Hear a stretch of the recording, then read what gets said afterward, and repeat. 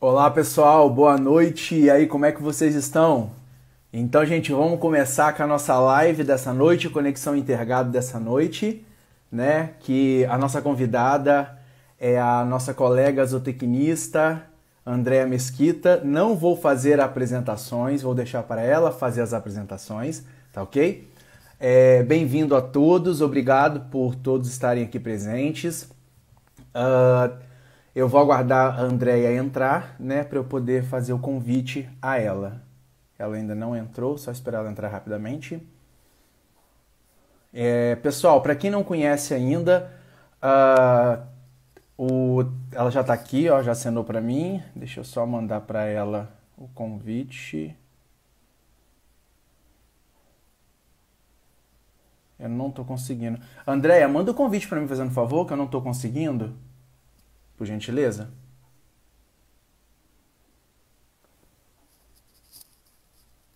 Deixa eu só ver se eu consigo aqui. Não, não tô conseguindo. Deixa eu só ver se ela vai conseguir. Aqui, apareceu aqui agora. Prontinho. Não, não quero visualizar. Aqui. Andréia, pronto, adicionar. Prontinho. Agora ela aceitou. Vamos ver se ela vai. Pronto! Menina, eu sempre passo problema para poder chamar as pessoas.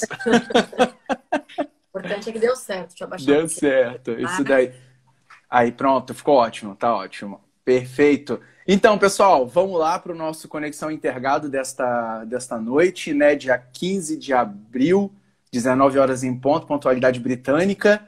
É, como vou seguir uma professora aí, né, que me ensinou um dia falando que é melhor deixar a pessoa apresentar do que a gente apresentar. Então, Andréia, primeiramente, obrigado pelo convite, por ter aceitado o convite. Eu estou muito feliz. Você sabe que eu estou um pouquinho nervoso, já falei para você, porque eu te Já admiro já passa. muito. Daqui a pouco logo passa.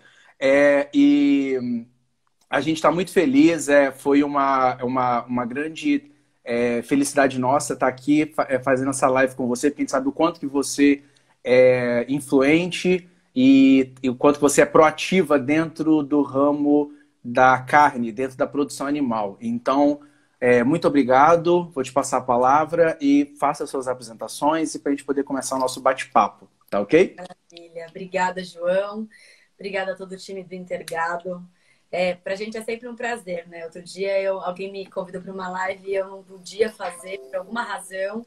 E dá aquela sensação que você fala, poxa, uma hora, né? Uma hora que a gente vai num sprint ali, que resolve um monte de dúvida, que bate um papo. Sempre tem que dar. A gente, como comunicador, acima de tudo, tem que estar disposto a ter esses momentos de reflexão com o pessoal de fora. Então, para mim, é um imenso prazer. Para quem nunca ouviu falar no que a gente faz aqui no TC, eu acho que tem muita gente do Intergado que não conhece a gente ainda.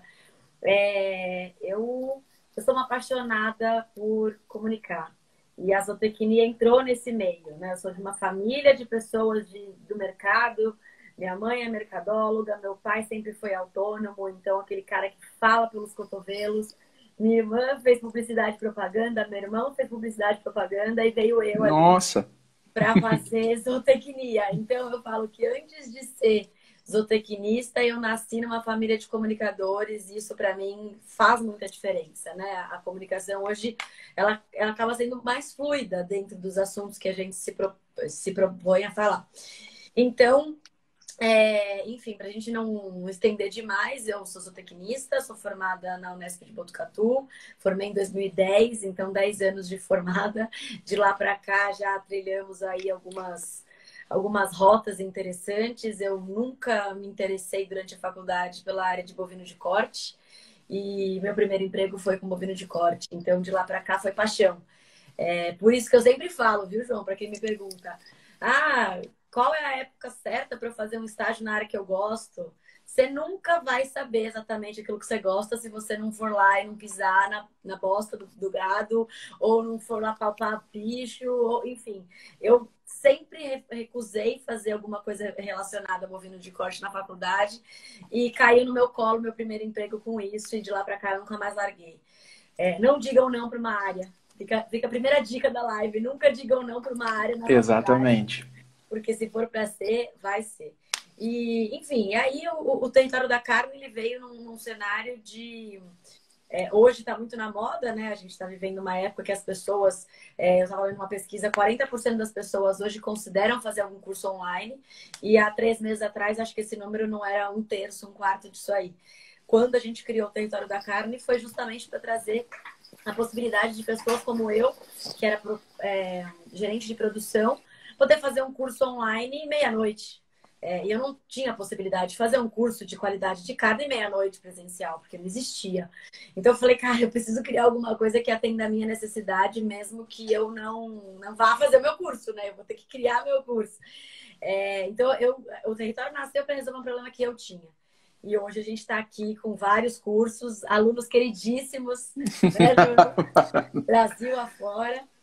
E estamos aqui cada dia mais aprendendo. Não tem receita de bolo, né? A gente tem que ter mão na massa e vontade de fazer.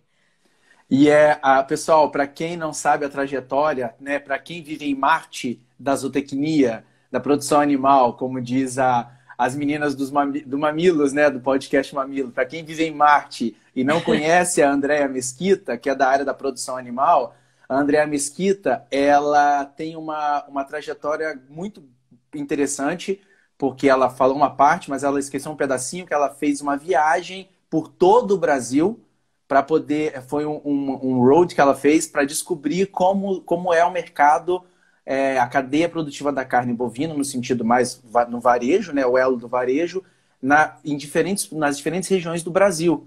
Então ela assim, ela não é uma pessoa que todo mundo acha que ela está vivendo dentro dessa salinha que ela grava os vídeos, que ela não vivenciou, não. Ela rodou o Brasil todo para poder ter um conhecimento de todo o mercado, pelo menos boa parte dele, né? Claro que a gente está sendo superlativo, boa parte dele para poder dar as opiniões dela, que são extremamente cirúrgicas e bem incisivas aonde tem que chegar no ponto ali para poder cutucar mesmo essa nossa realidade que a gente vem vivendo de desconexão entre o que o mercado consumidor tem exigido com o que a pecuária lá dentro da porteira tem produzido para mandar para esse mercado consumidor. E vai ser esse enfoque que nós vamos ter dentro desse bate-papo hoje. Não vai ser uma entrevista, como vocês sabem, né? Para quem segue a Andréia no Instagram dela e está acompanhando a nossa live, a Conexão Intergado, o objetivo dele não é fazer entrevista, não vou ficar fazendo perguntas para a Andréia. Vai ser bate-papo mesmo. Ela faz um comentário, eu faço outro, a gente vai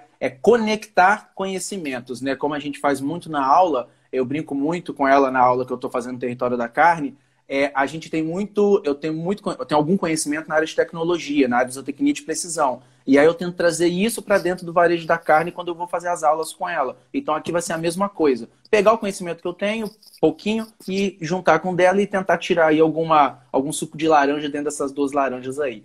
E aí, André, eu queria começar por um ponto. Vamos começar da ponta, lá do que está acontecendo agora, mas para a gente poder ir lá no início de toda a problemática.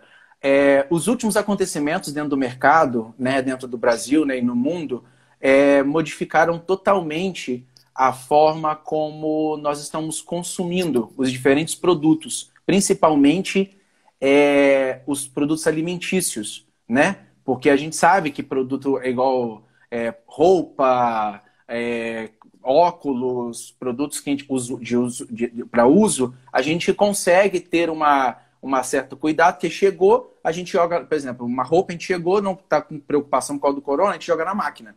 Mas a comida a gente tem que tomar o cuidado de fazer desinfecção e tudo mais. Então, algumas pessoas estão receosas, eu percebi isso hoje que eu fui ao açougue, de comprar determinados produtos por causa disso, né? E aí eu queria te fazer uma pergunta, já começando, o que tem de grande impacto hoje que está trazendo toda essa modificação dentro da nossa realidade atual? Só para o pessoal poder entender um pouco como é que está o contexto atual hoje.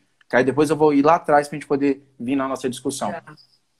Bom, o mercado, o varejo hoje, quando a gente fala em varejo em grande, grandes veículos de comunicação, a gente pensa varejo comércio de qualquer coisa e não pensa varejo alimentício, né? O varejo de alimentação, hoje especificamente os mercados e os açougues, eles estão vivendo uma loucura. Uma loucura porque todas as pessoas que migraram da alimentação fora do lar para uma alimentação em casa, muitas delas caíram de paraquedas dentro de uma cozinha, precisando voltar a aprender a cozinhar, ou voltar a aprender, ou reaprender, ou aprender, de fato, que nunca tiveram essa necessidade. Então, o varejo está encontrando hoje consumidores extremamente desconectados com a questão carne, varejo de carne, né? Que é o varejo que eu atuo. Desconectados com essa questão do que eu compro, o que eu faço com isso, mas eu preciso me alimentar, e querendo praticidade. Faz tempo que a gente fala dentro do mercado de carne do varejo que a praticidade é uma tendência, desde que eu fui para Cial, em Paris, em 2018, é uma das coisas que todos os mercados de alimentação têm buscado apresentar para o seu cliente. Apresentar como? Porções menores, porções pré-prontas, porções que não têm desperdício, porções que o nível de embalagem é menor, ou que o tipo de embalagem é diferente.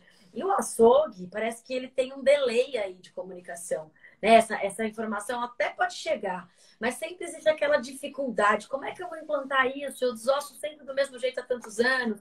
Meu cliente vem aqui com o mesmo hábito de compra, me pede o mesmo corte. Então, a gente vive no varejo de carne como se fosse um atraso por conta de uma resistência de ambos os lados. Não é só o lado do varejista, também não é só o lado do consumidor. Só que agora a gente vem encontrando uma série de consumidores que não eram consumidores de açougue e que buscaram o açougue como uma área um pouquinho menor do que o supermercado para fazer compras. Então, ok, se antes eu não tinha tido motivação suficiente para mudar, agora eu preciso. Então, respondendo a sua pergunta, o volume dos açougues aumentou. Teve aluno que reportou para mim que aumentou 60% o volume de vendas nas primeiras semanas do pós-Covid, de quarentena. E a gente sabe o que representa 60%. A gente trabalha a técnica de aumento de faturamento. Demora para você aumentar 10%, 15%. Então, você ter da noite para o dia, sem estrutura de pessoal, de armazenamento, de estoque, um aumento de 60%, de fato, a gente vai ter algumas quebras, né? Quebra de estoque, quebra de atendimento. A gente estava falando disso, né? Ontem, Sim. você não consegue ter o mesmo nível de atendimento de um volume de pessoas maior. Então, definitivamente, a gente está hoje para o varejo num boom positivo em relação ao faturamento, mas não tão positivo em relação a gente ter mudado muito rápido sem ter se preparado. Então, literalmente, a gente está trocando o pneu com o carro andando e está dando certo. A gente está conseguindo, mas tem que ter cautela, porque isso vai abaixar, com certeza. E aí que eu vou... Perfeito. E aí que vai entrar exatamente o ponto que eu queria levantar.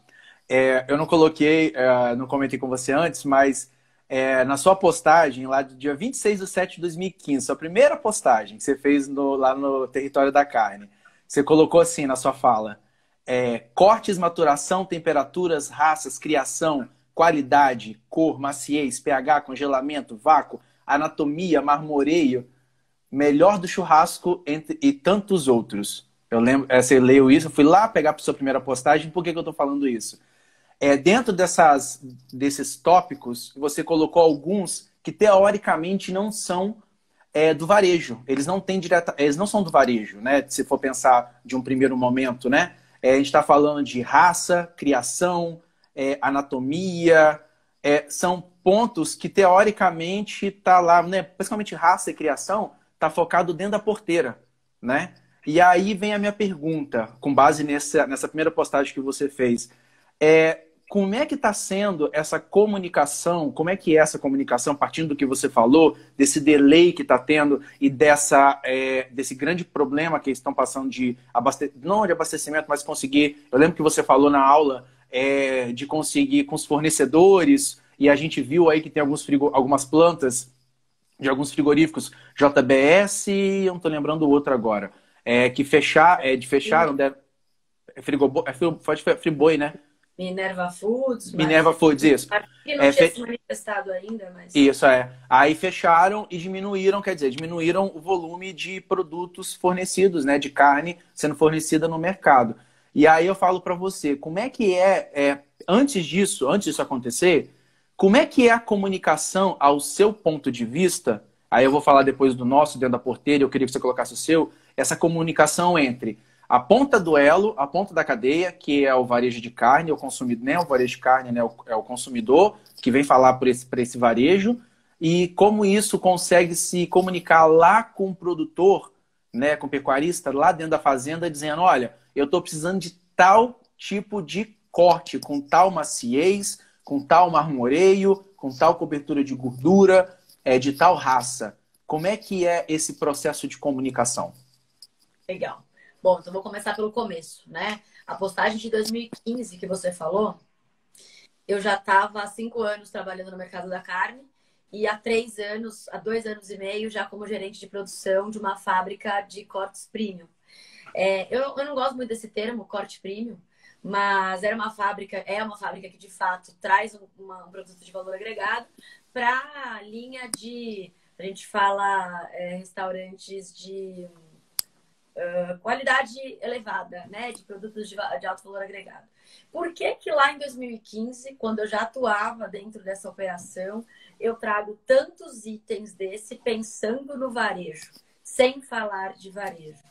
Porque na época, o meu cliente, que era o cara do restaurante premium, que tinha que ter a excelência de servir, de atendimento, de produto, o que que ele queria de mim?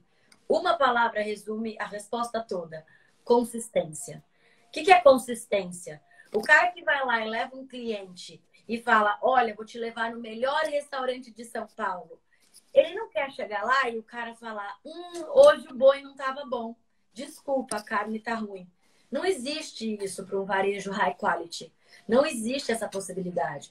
Quando a gente fala que a gente sobe para esse nível de ter que ter consistência, não dá para ser na sorte. Porque a pessoa paga pela certeza de que ela vai ter consistência no atendimento, no produto, no serviço, em tudo. Então, quando a gente vai para o varejo, seja ele o varejo food service, né, de restaurantes, negócio de alimentação, ou seja ele um lugar que você comprou um produto com marca, você não quer ter surpresa. Só que a gente tem um grande desafio. Eu não consigo provar carne antes do meu cliente. Que nem acontece no vinho, por exemplo. Eu consigo provar um vinho antes de engarrafar. Putz, esse vinho tá legal para envasar, vamos envasar. Ah, não, segura aí no barril mais um tempo. Eu não posso pegar, cortar a ponta da picanha e entregar e falar assim, olha, sua picanha veio sem ponta para eu garantir. Porque eu tirei um pedacinho para provar. E além disso, você pode ter o seu prato com a picanha e o prato do lado com outra, de outro animal. E aí você vai falar o quê? Ah, o meu animal tá bom e o seu tá ruim? Então, lá atrás, em 2015, a nossa grande preocupação já era, eu preciso selecionar desde a fazenda o pecuarista que consegue me entregar maior consistência. Quem consegue entregar maior consistência? O cara que tem processo. Quem é que tem processo? O cara que está maduro. E o cara que está maduro já sabe, já está preparado 5 anos depois, hoje em 2020, que tipo de tecnologia ele vai usar, qual é a gestão que está fazendo efeito, quem são as pessoas que ele vai querer empregar. Aquele cara que hoje acorda de bom humor e faz o serviço bem feito e amanhã nem tanto, não é um cara de uma gestão de alguém que precisa entregar consistência. Porque eu não posso ter dia que meu boi vai ser bem manejado e dia que o boi vai ser mal manejado por uma influência humana. Então, respondendo a sua pergunta tudo que a gente quer no varejo é a consistência. E a consistência é uma série de fatores que o pecuarista, junto com o frigorífico, o transportador e varejista precisam ter ao longo do processo. Exatamente. E acrescento mais uma coisa, Andréia. Além da consistência, eu falo que também você ter consistência porque as pessoas... Você pode ter consistência, né? Que tá sempre fornecendo, só que as pessoas tem vezes que desvinculam consistência de padronização, né? Olham assim e falam, não, eu tenho consistência, mas o padrão não é bom, né? Tem consistência, mas o padrão não é bom. Então, hoje, eu até para o pessoal poder entender um pouquinho da minha parte, né? Como o João Costa, eu estou fazendo curso com a Andréia, do Território da Carne, e o pessoal fala, mas por que o João está fazendo? Eu queria, na verdade, porque eu tenho um motivo pessoal e também tem um outro motivo que é profissional, que é de conhecer esse varejo. Eu quero entender isso para quê? Para que nós aqui dentro da Intergado possamos, ao fornecer equipamento, fornecer tecnologia para esse produtor, que ele consiga ter consistência e ter um animal padronizado, um animal padrão, para ser fornecido para esse consumidor final. Então, o que a Andréia colocou é perfeito. o pecuarista que se preocupou com a palavra, acho que a palavra que engloba isso tudo é aquele que saiu do termo fazenda e virou empresa rural. É o cara que começa a pensar como empresa. Ele não pensa na fazenda dele como, ah, não, eu tenho uma fazenda ali que cria boi. Não, eu tenho um empreendimento, é uma empresa onde eu preciso produzir proteína animal. E essa proteína animal, claro, existem algumas vertentes aí que falam, nossa, não está sendo humano. Não, eu estou sendo humano, a gente tem que partir do princípio dos cuidados de bem-estar animal, as 5 liberdades e tudo mais, mas nós temos que ter o cuidado de ter padronização. E aí falar, ah, não, mas como é que eu vou ter padronização? Aí entra aquelas perguntas, André, que o pessoal faz muito. Como é que eu vou ter padronização se eu estou trabalhando com animal que é criado no meio ambiente, com variação de chuva? Gente, existe possibilidade de uso de tecnologias que você consiga fazer com que haja a menor interferência possível, sem ter custos elevados de tecnologia, de processo, insumo e produto, que eu venho falando isso muito nas lives, para que consiga ter essa consistência. E essa consistência, gente, é aquela variação de um lote de bovinos, um lote de animais sai com marmorizado, com carne marmorizada, aí o outro lote já não sai. Aí um lote sai com uma gordura de 2 milímetros, né? Aí outro, 2 centímetros, aí outro vai sair com 6. Então, assim, essa variação não tem essa consistência, e aí o frigorífico vai estar entregando produtos também com inconsistência, que é o nosso principal meio de distribuição que a gente tem dentro da cadeia produtiva da carne, né? E aí entra um ponto que eu queria ressaltar. Acabei não falando. Pessoal, se alguém tiver pergunta, a gente pode ir no fazendo, tá? Sem problema, e a gente vai respondendo de acordo com o encaixe, que eu acabei não falando no início, mas pode ir fazendo perguntas aí à vontade, os nossos seguidores. A gente está quase batendo 50 pessoas aí, que para mim é a primeira vez que a gente está conseguindo bater 50 pessoas na live. Tá bom. Manda pra galera aí, hein? A gente vai querer mais gente. Vamos bater recorde. É verdade, manda aviãozinho pro pessoal. Então aí, gente, fazer uma outra coisa. A gente já... até eu tenho minha colinha aqui, tá, gente? De temas para não me perder na linha de raciocínio, tá?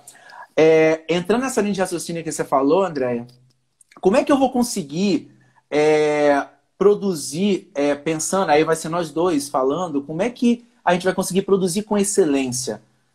O que basicamente, fazendo um link com essa comunicação, o que você acha que está faltando aí para poder virar essa chavezinha para nós, dentro da porteira, técnicos, pecuaristas, os assistentes, de um modo geral, assistente técnico, conseguir entregar esse produto para vocês com consistência, com qualidade?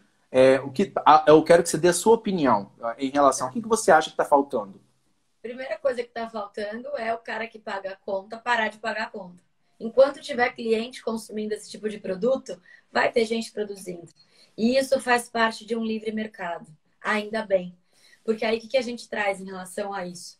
Se eu tiver um técnico melhor, um pecuarista melhor, uma terra melhor, um solo melhor manejado, um animal de melhor qualidade, uma nutrição bem melhor formulada, eu tenho produtos excelentes. Enquanto eu tiver produtos excelentes, eu vou ter meu potencial de diferenciação no mercado. Eu não preciso me preocupar, né, varejo, eu não preciso me preocupar com esse cara que hoje não está dando importância para isso, porque o mercado automaticamente vai expurgá-lo. Enquanto tiver oportunidade de mercado, de negociação, infelizmente vai ter gente se metendo a fazer produto que não é excelente. E isso para todos os produtos. Para café é assim. Vai perguntar para um produtor de café especial. Se alguém falar para ele que comprou aqueles cafés, marcas comerciais na gôndola, ele quer morrer. Porque ele sabe o trabalho que dá. Ele sabe que aquele café vai até casca torrado junto. E as pessoas amam, porque não existe um paladar apurado para dizer, ah, não, eu vou pagar mais por aquilo. Então, para todos os produtos vai existir sempre as pessoas, o consumidor que vai topar pagar por aquilo. O que eu tenho, na minha opinião, o que tem que mudar? Se eu não vou ter essa mudança por parte do consumidor, eu tenho que entender quem eu quero ser no mercado. Quem eu quero... Qual é a lacuna que eu quero ocupar? Eu quero ocupar uma lacuna que, de fato, a gente falou ontem, né? Está entre o primeiro e o segundo do meu segmento.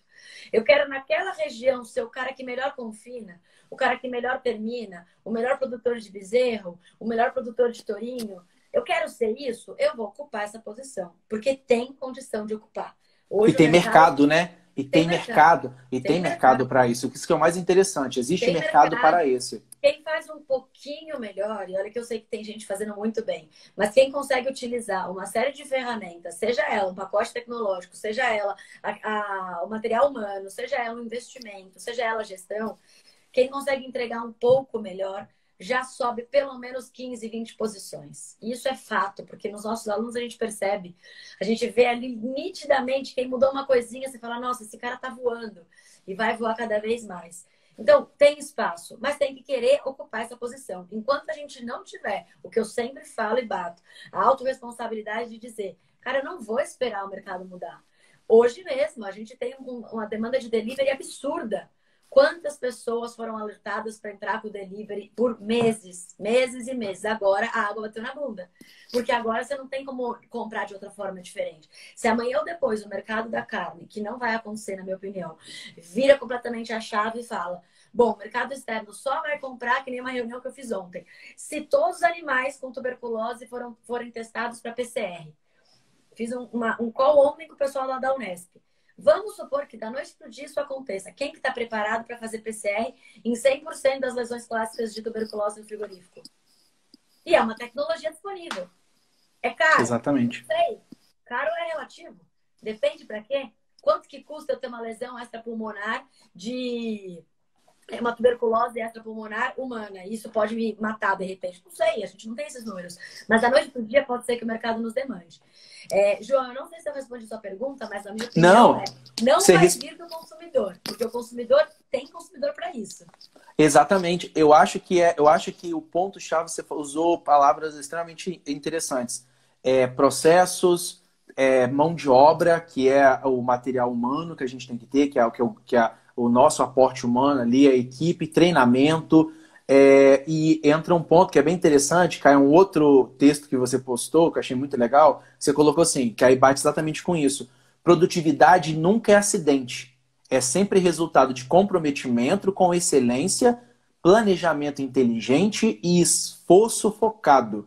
Isso bate, gente, tanto lá para o pessoal que está no varejo, no elo do varejo, quanto a gente que está aqui dentro da porteira, o pessoal que está dentro da porteira, os técnicos e o pecuarista. Gente, não adianta você querer ter produtividade e você tá fazendo sempre o mesmo de sempre. Tô fazendo, não, quero, fico sonhando, vive no mundo das maravilhas, Alice País das Maravilhas, mas você não tem mudanças. E a mudança, que aí entra aquela coisa, é o processo de inovação. E a inovação, ela é disruptiva, né? Para ela ser disruptiva, eu tenho que mudar a minha mentalidade para que eu possa conseguir adquirir essa excelência que a gente está buscando. E por que o foco, a gente falou tanto nessa questão, por que eu quis tanto trazer a Andrea para poder falar sobre o varejo de carnes, né? Nessa pecuária 4.0?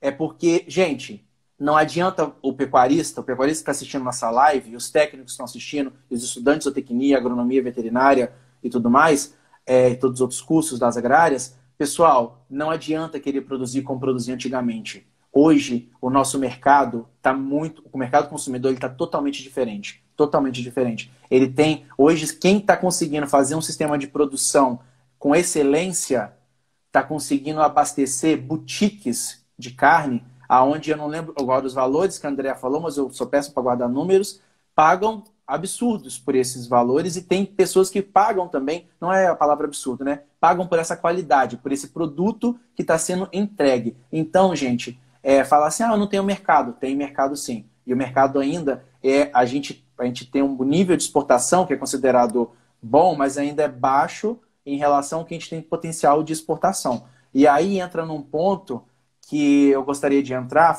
entrando nessa parte de inovação, Andréia. O que seria para nós esse conceito? Eu queria que você falasse um pouco sobre esse conceito 4.0 que você coloca dentro da produção, dentro do varejo de carne. Como é que isso é utilizado? Qual é a sua filosofia? E aí depois eu vou falar sobre dentro da pecuária para ver se a gente consegue chegar num match aí de conhecimento. Tá. Bom, a gente tem produtos chamados carne 4.0, né? Então, para você dar o nome de um produto, você tem que procurar entender muito bem sobre o assunto e qual que é o fit que ele tem com a sua entrega. Então, desde 2018, que a gente estuda muito sobre a Revolução 4.0, sobre a indústria 4.0 e o que de fato a gente quer com essa expressão. Hoje está na moda, todo mundo usa tudo 4.0.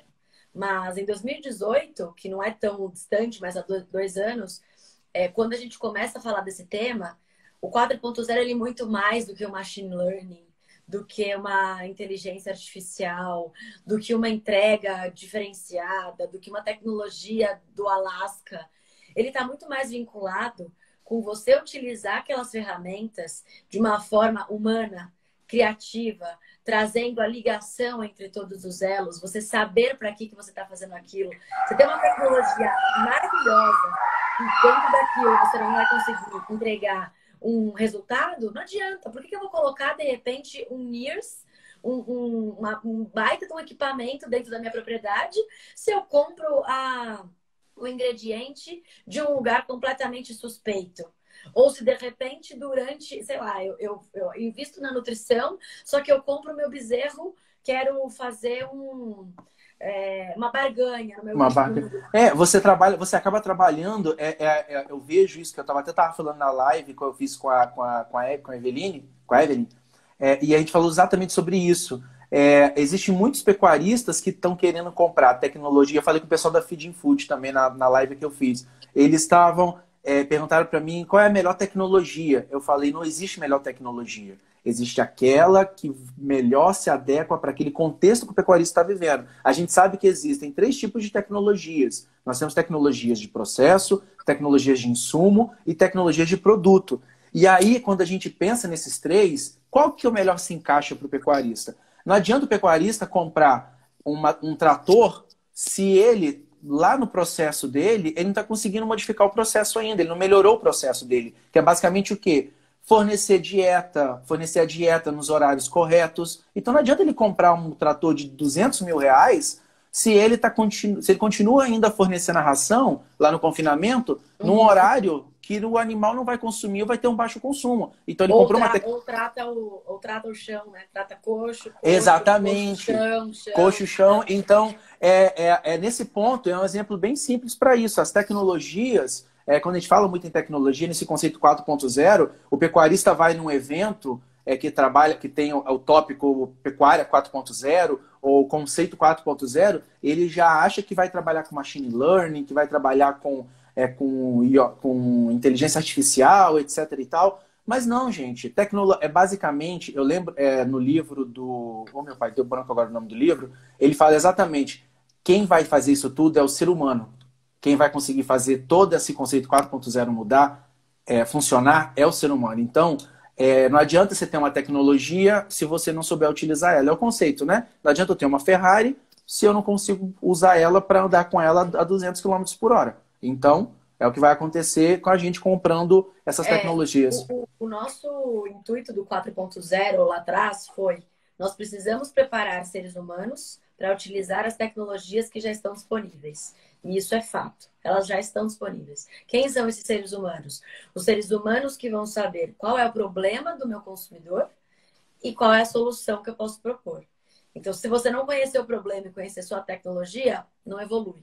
Não adianta. Qual é o problema que nós temos hoje? Um problema de falta de fit entre aquilo que eu produzo e o que o mercado quer. Hoje eu tenho dificuldade de encontrar em quantidade aquela carne de alta qualidade.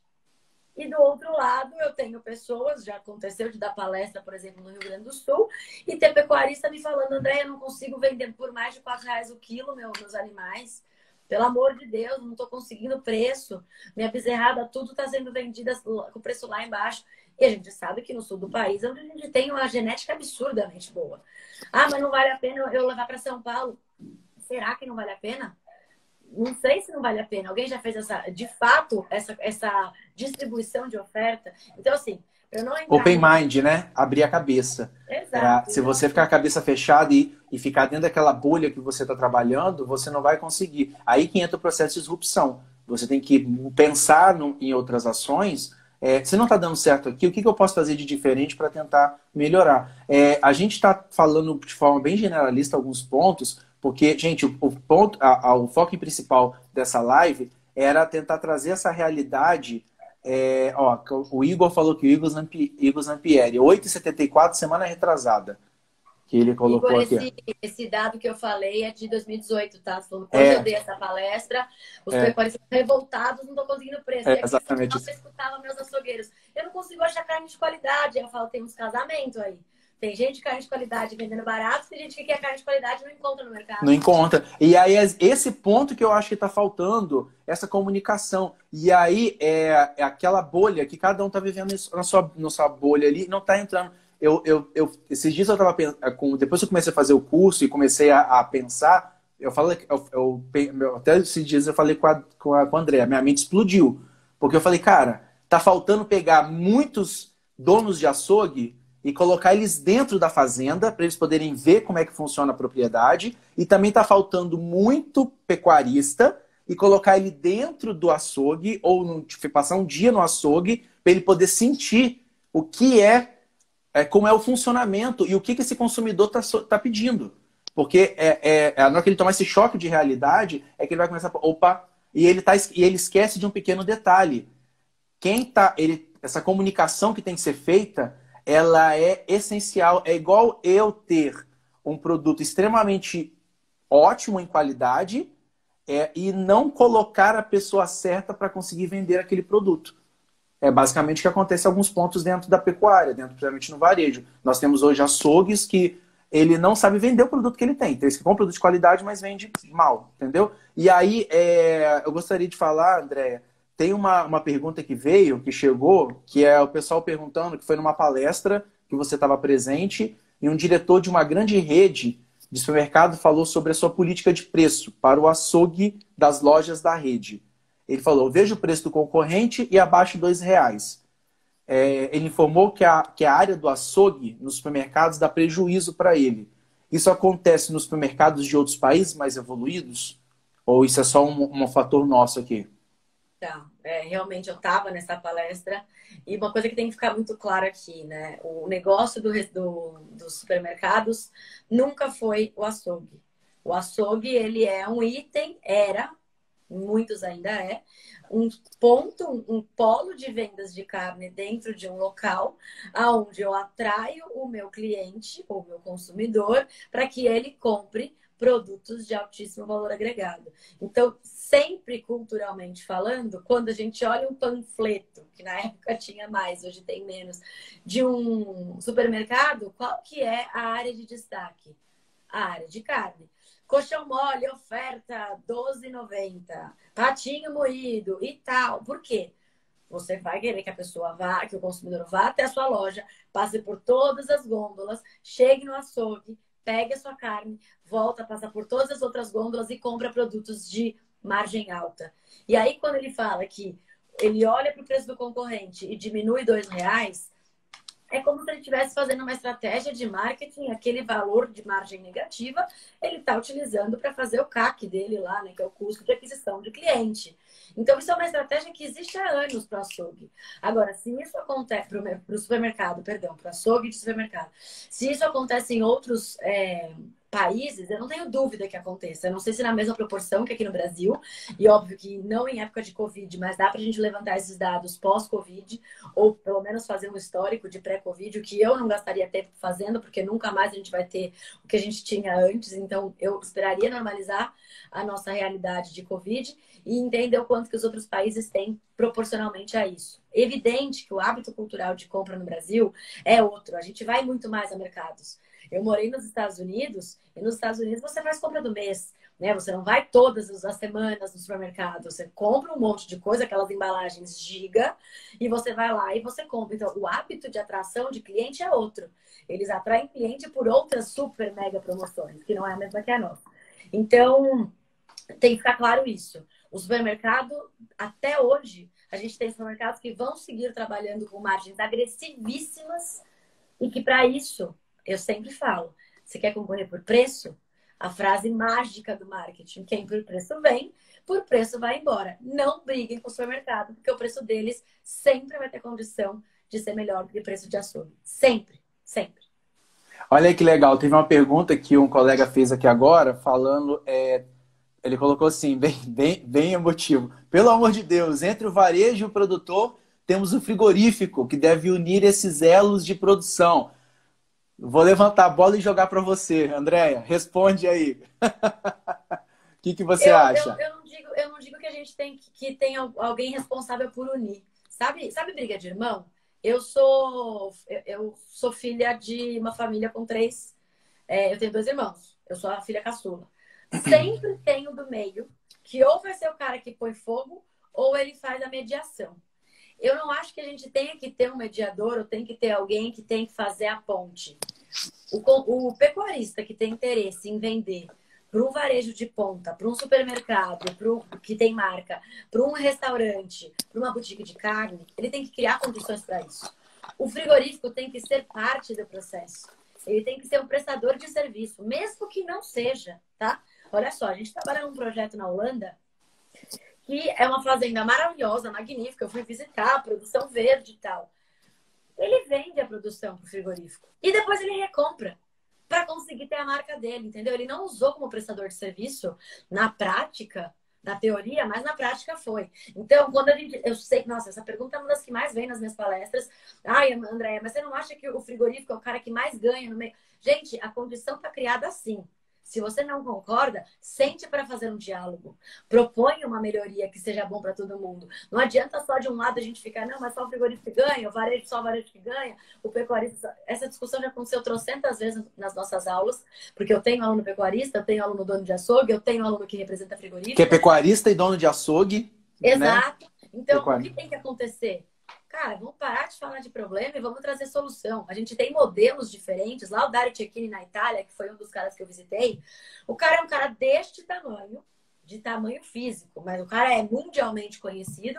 Ele tem a produção dele, ele tem os parceiros dele, ele tem o frigorífico prestador de serviço e ele vende a carne com marca própria. Se só tivesse um frigorífico ali na região da Toscana para fazer isso e fosse um preço exorbitante, o cara ia sentar com ele, se é que não fez, olhar no olho e falar assim, amigo, aqui não vai dar desse jeito. Ah, Andréia, mas no Brasil é diferente, porque a gente tem aqui praticamente um monopólio.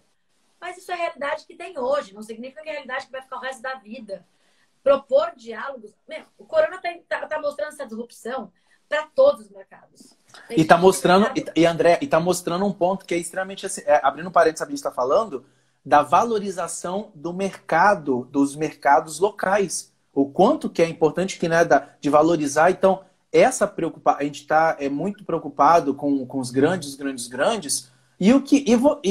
aqueles que são locais ali. A gente tem os exemplos na turma, né?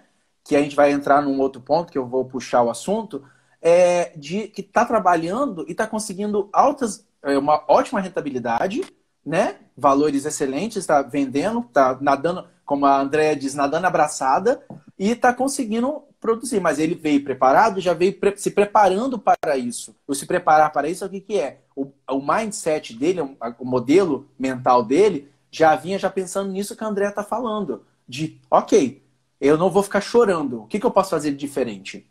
Entendeu? E nós temos hoje, graças a Deus, a pecuária bovina de corte, ela tem no Brasil todo. É o Brasil todo. Então, eu não preciso de querer... João, mas você querer comprar uma carne de alta qualidade, um Hereford, um Angus, você só vai ter no Rio Grande do Sul. Gente, nós já temos hoje sistemas de produção. Eu sei porque eu participei de um experimento lá no Pará, que o cara trabalha com Hereford e Angus. Não com Hereford e Angus, mas meio sangue, Brangus, por exemplo. Entendeu? Então, existe essa possibilidade de trabalho. E aí eu entro num ponto, que é o comentário da minha parte, é que, ao meu ponto de vista, o frigorífico ele tem que ser só um meio. Um meio. Ele vai ter que ser a palavra, alguns momentos ele vai ter que existir, dependendo do volume, né, Andréia? Vai ter que ter, por questões de legislação, mas ele vai ser um meio. E quem vai ter que ditar as regras, hoje quem é que dita as regras? De grande parte, são os frigoríficos. Basicamente, vai ter que ditar a regra, vai ser o pecuarista e o varejo. E aí vai juntar, se juntar as forças dos dois, ao meu ver, tá? Opinião minha. Eu posso estar até errado, André me corrige. Mas ao meu ver, se juntar as forças dos dois, gente, ó, o que vocês estão fazendo? O que nós podemos fazer para ajudar? O frigorífico vai olhar e falar assim, opa, peraí, eu tenho que me adequar porque tá criando força aqui esses dois. É esse casamento que tá faltando de comunicação mesmo. Pelo menos é o meu ponto de vista. E aí entra no... Pode Deixa eu falar. fazer um paralelo, João, em Sim. relação ao que você está falando. Se a gente for pensar, não sei quem daqui que já teve a oportunidade de trabalhar em multinacional. Quando você trabalha numa multinacional, o seu produto, vamos supor, eu vendo essa garrafa de água. Esse é o meu produto. Eu tenho a minha área de produção, obviamente, eu tenho a minha área de comercial, que eu tenho que vender, eu tenho a minha área de marketing, eu tenho a área de recursos humanos, a área de legal, né, a parte toda legal. Se o marketing chega e fala, só eu tenho que ter margem, porque eu sou o marketing, eu sou o cara que vendo, a ideia para o consumidor. Se esse cara falar isso, o cara da produção fala, tá bom, mas se você não tiver água, você vai fazer marketing em cima do quê? Aí chega o outro cara do comercial e fala assim, tá bom, mas se você fizer todo o marketing lindo, maravilhoso, uma etiqueta, um rótulo perfeito, com água dentro, e não tiver eu lá, vendedor, para assinar, para pegar o cheque assinado, depositar na conta da empresa, a gente também não fatura. Então, quando existe essa discussão de frigorífico, pecuarista e varejo, que eu acho extremamente demodé, eu falo, cara, é uma empresa que comercializa carne.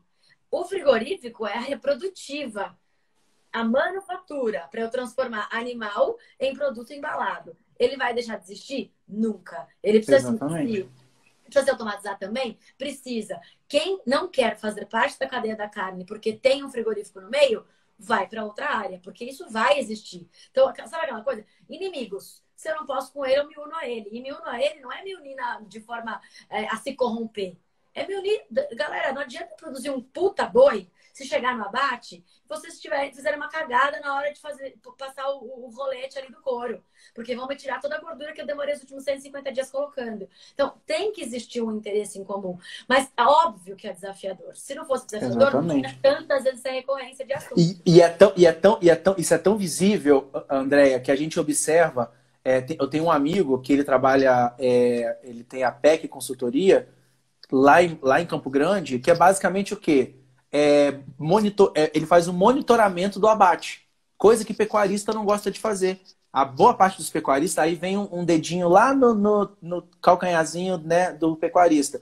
São poucos pecuaristas que vão para o abate lá no frigorífico para poder monitorar o que está acontecendo. Ele tem preguiça. Eu falo, não, tem todo trabalho lá na eu fazenda. Acho assim, ó, tem alguns termos que é muito delicado a gente usar. O Sim. Brasil tem 216 milhões de habitantes, com mais de 210 milhões de cabeças. E eu não sei quantos mil pecuaristas, eu sei de açougue. É muito difícil a gente falar que são poucos ou que são muitos, porque tem gente que está lá em todo abate, que acompanha, que faz e acontece. Acho que o problema não está nem aí. A questão maior é, o que eu deveria fazer, eu estou fazendo? Não é colocar todo mundo no mesmo barco, no mesmo balde. Cada um sabe onde o calo aperta. Cada um sabe o que poderia estar fazendo de melhor. Então, acho que o nosso papel aqui é trazer. Existe um potencial imenso de mercado para quem está fazendo melhor. E quem não quer fazer melhor vai ter mercado do mesmo jeito. É muito mais o que eu quero entregar para a sociedade. Quero entregar mais valor? Vou atrás do que eu preciso para entregar mais valor. E isso, obviamente, é tecnologia, material humano, criatividade, utilizar período de crise, usar o varejo como seu aliado, entender do consumidor. E aí eu estou só esperando você me fazer uma pergunta que você já tinha me brifado, porque aí eu quero explorar um pouco mais sobre essa questão de marketing dentro da pecuária. Quero que você... Sim, não, exatamente. Aí eu queria perguntar para você, que aí eu coloquei, que é o marketing de diferenciação. É essa pergunta que você queria que eu fizesse? É o marketing de diferenciação. Gente, eu fui descobrir marketing de diferenciação com a Andréia, que eu não sabia o que era. Aí eu fui pesquisar depois, que eu vi num post, que aí esse post me levou à curiosidade e falei assim, cara, eu tenho que fazer... Desculpa, a Andréia sabe quem te xinga. Eu tenho que fazer essa porra desse curso. Aí eu falei, eu vou fazer. Eu vou ter que aprender. Aí eu tô aprendendo agora marketing de diferenciação, entendendo o que é esse conceito de marketing de diferenciação. E aí, Andréia, eu fiz a pergunta, a gente tem, dentro do marketing de diferenciação, a gente tem mais ou menos uns 10 minutos, tá, André, de live ainda. Dentro do marketing de diferenciação, do varejo de carnes que você está trabalhando, e muito bem, tem exemplos que estão sendo feitos, e trazendo isso, como é que a gente poderia trabalhar isso dentro da porteira, né? Dentro do conceito que você já tem estudado e apresentado para a gente. Pode falar. Na hora que você me fez essa pergunta, me colocou essa pergunta, eu falei assim, cara, se a gente conseguir implantar o conceito de marketing na pecuária, já estamos muito longe. Quem dirá o de diferenciação, que é anos-luz adiante. Por que isso? Se a gente for lá na essência do marketing, a família inteira é da área de marketing, o que o marketing faz? Ele nada mais do que estuda cliente. O que o cliente quer? E na pecuária, quando? Quando que a gente, pelo menos, para durante o nosso processo, nosso dia lá? O pecuarista foi lá, acordou. Eu nem me atrevo a dizer tudo que o pecuarista tem para fazer, porque é um serviço de baita responsa. Mas qual é o momento do dia do proprietário, do gestor da propriedade, que ele para e fala assim, o que o mercado quer de mim? O que o meu cliente espera de mim? Em termos de tudo.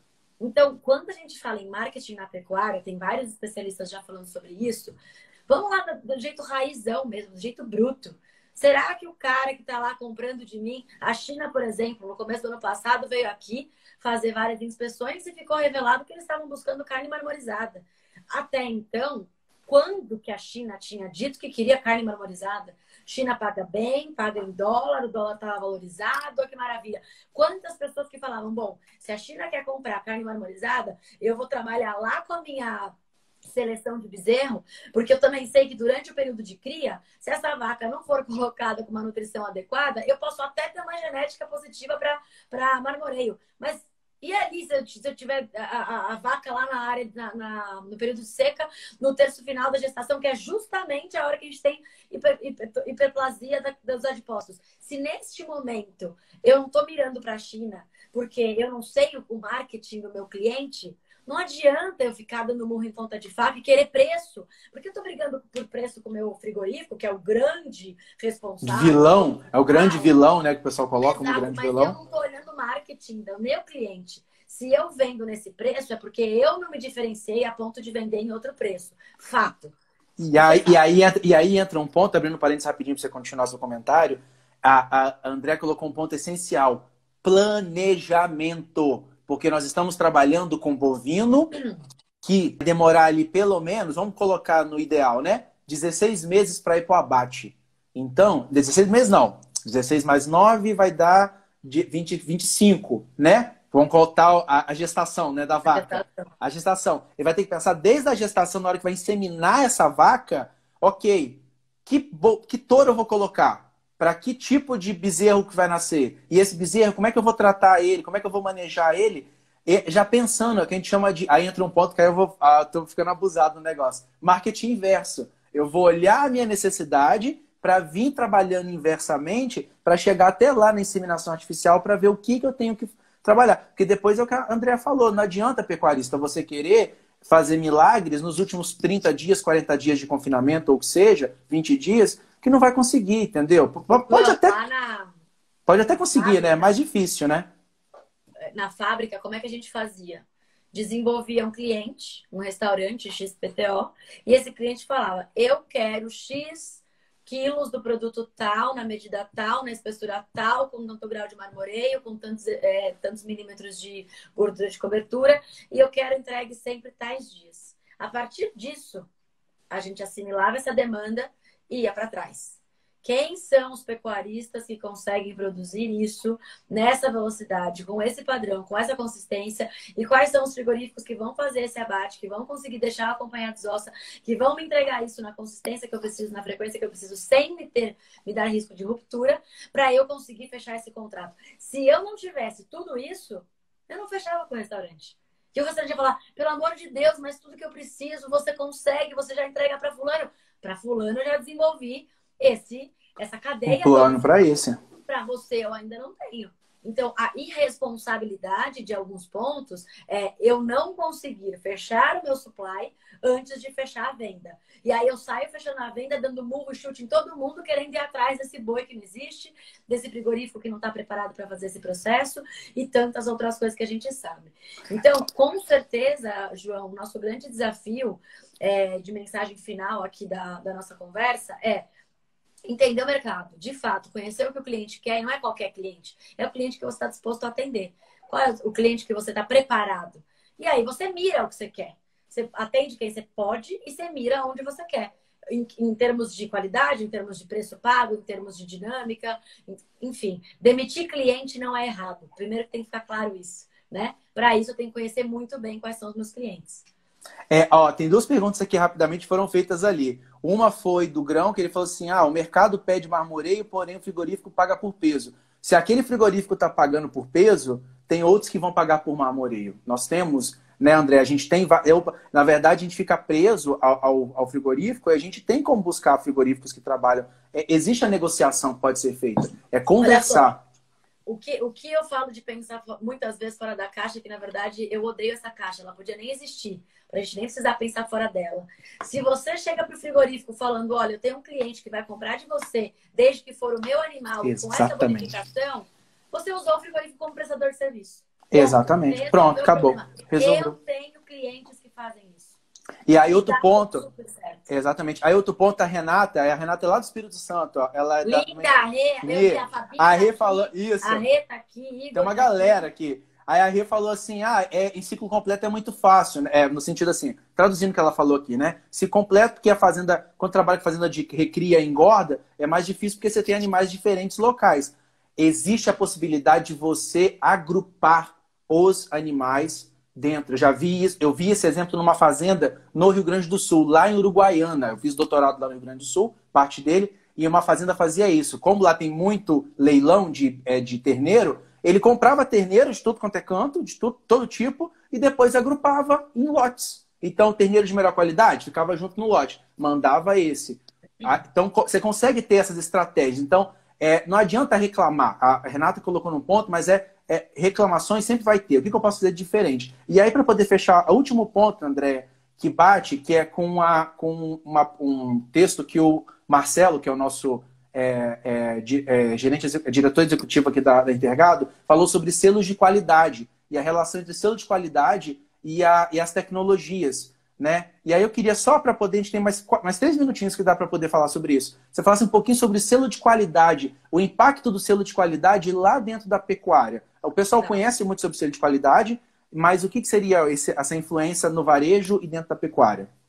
Selo é tipo marca, né? Se a gente for parar para pensar. A gente, na verdade, só tem um sistema de certificação maior em selos, né? Você não pode colocar um selo simplesmente sem conseguir validar que aquele processo foi fluido, verídico e auditável. Isso é básico.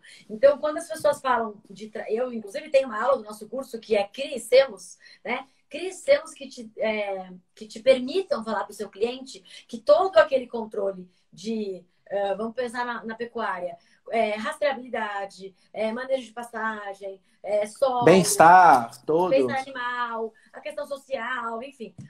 Que você consegue dizer que aquilo lá aconteceu. Vale a pena ter selos? Desde que você tenha consistência. Mais uma vez, você criar uma dinâmica de selo, onde o seu cara vai lá comprar de você e exigir. A partir do momento que você colocou selo, ele pode falar: sabe aquela visite minha cozinha? A pessoa vai lá, visite minha cozinha, torcendo para ninguém querer visitar. Se eu chegar para no seu restaurante e quero visitar sua cozinha, tem que estar tudo em ordem. Então, assim, não tem como estar tudo em ordem, não crie selos. Fato, é isso. Se você está com tudo em ordem, não tem por que você não ter um selo, está perdendo tempo e dinheiro. Então, eu sou super a favor de selo, sou uma fã de quem tem selo, porque para mim selo economiza um puta tempo. Eu já compro sabendo que já tem alguém olhando A, B, C, D e E, que para mim são importantes. Mas se por acaso eu compro um selo e eu descubro que aquele selo é uma imagem e não existe processual por trás, eu nunca mais compro daquele determinado certificador. Isso é fato. Perfeito. André, a gente teria mais 1 hora para poder falar aqui, para discutir, mas a gente só tem mais 1 minuto e 30 para a gente não cortar a live. Andréia, muito, muito, muito obrigado pela a aula. Você sabe a admiração que eu tenho por você como profissional e disruptiva, faz a gente pensar diferente. E eu tenho certeza que os pecuaristas que assistiram essa live vão começar a pensar um pouco diferente para tentar trazer esse produto com consistência, qualidade e sair da commodity, carne. É isso que a gente está esperando desse casamento entre pecuarista e varejo. E aí eu passo a palavra para você para a gente poder fechar. Você tem 50 segundos. Tá ótimo, tá? E sobra. Gente, eu queria dizer assim, primeiro, obrigada, João, pelo convite. Uma hora é impossível a gente discorrer sobre temas tão complexos. Eu sou uma pessoa super contra ser rasa em alguns assuntos, mas a gente está aqui hoje para dar alguns inputs e os outputs vão vir das suas reflexões agora. Então, reflitam, pensem. Exatamente. Vamos definir o que a gente quer. Cada um tem espaço no mercado, o mercado é livre. Eu agradeço a todos que ficaram aqui até agora. A gente está com uma overdose de lives. Eu estou sem paciência para ver live. Mas agora que vocês assistiram a nossa, a gente pode fazer mais várias outras. Obrigada, viu, João? Perfeito. Gente, obrigado, agradeço. Tem mais 10 segundinhos.